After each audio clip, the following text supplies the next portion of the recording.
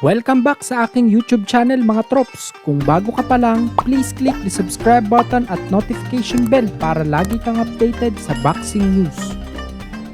So mga trops, pag-aralan natin ang mga update sa Super Bantamweight Division at tignan natin kung ano-ano na ang mga posisyon ng ating mga pambatong Filipino boxers sa division na ito.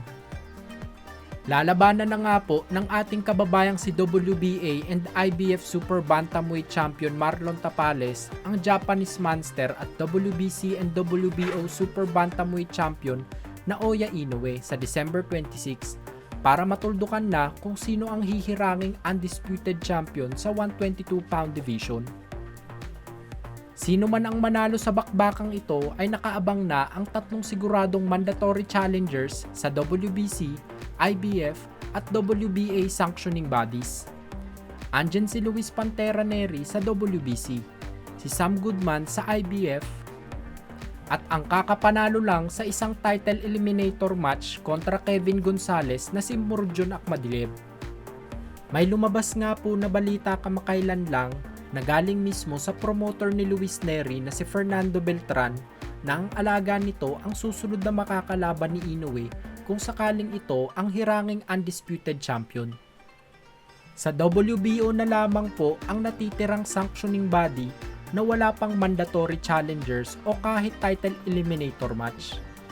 Pag-aralan natin mga trops ang updated ranking sa WBO at mga posibleng mapasama sa isang title eliminator. Rank 1 si Sam Goodman at rank 2 si Luis Neri. Ngunit dahil sila na ang IBF at WBC mandatory challengers ay safe to say na hindi na nila kinakailangan ang isang title eliminator sa WBO. Rank 3 si TJ Doheny at may hawak ng WBO Asia Pacific Super Bantamweight belt. Rank 4 naman si Janriel Casimero, ngunit matatandaang nabakla sa kanya ang titulo ng WBO Global Belt at paglalabanan ito ng ating pambatong si Carl James Martin at pambato ng Thailand na si Chaiwat Buatkratok mamayang gabi. Rank 5 naman si Raiz Alim. Bali sila Doheny, Casimero at Alim ay wala pang mga nakakasang laban kaya posible na sa tatlong ito hahanap ng WBO ng next in line para sa mandatory title fight. Rank 6 si Murdjon Akhmadiev na mandatory challenger na sa WBA belt. Si Mukhamadshyikov naman ang top 7 nakakapanalo lang din sa laban nito kagabi kontra sa pambato ng Colombia na si Leonard Carrillo. Si Carl James Martin na nasa top 8 at lalaban sa Thailander na si Chaiwat Buatkratok para sa bakanteng WBO Global Super Bantamweight belt na inaasahan din na aakyat ang rankings kapag nanalo siya.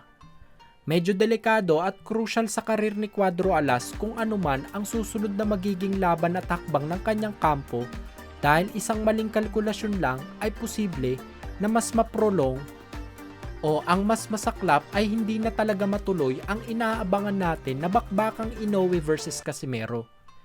Let me explain mga trops kung paano ko ito nasabi. Nabanggit ko nga na may tatlong mandatory challengers na ang Super Bantamweight Division mula sa WBC, WBA at IBF. Dito pa lang mga trops ay masasabi na natin na mahaba talaga ang pila. Alam naman po natin na mahirap talaga magkasa ng mga big fights sa boxing world ngayon. Pangalawa ay hindi natin sigurado kung tatargetin ba ng kampo nila Alas ang mga ranked fighters kagaya nila Doheny at Alim.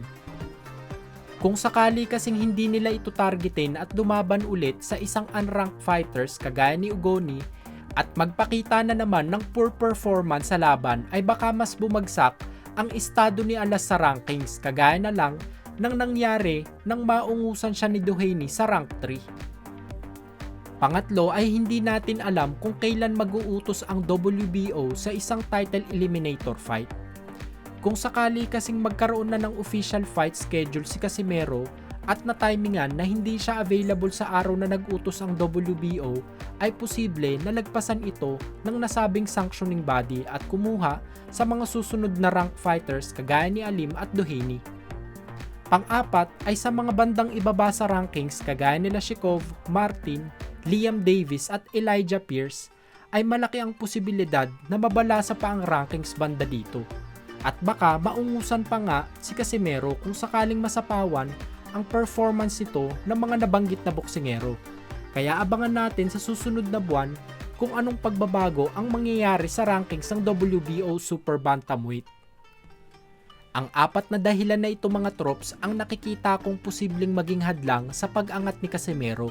Kaya naman ay dapat mas pag-igihin pa nito ang performance sa laban at syempre ay kinakailangang pumili ng matalinong hakbang ang kanyang promoter at kampo nila. Kung nagustuhan nyo ang balita na yun mga trops, bigyan nyo naman ako ng isang suntok sa like button dyan. Yun lamang po at maraming salamat.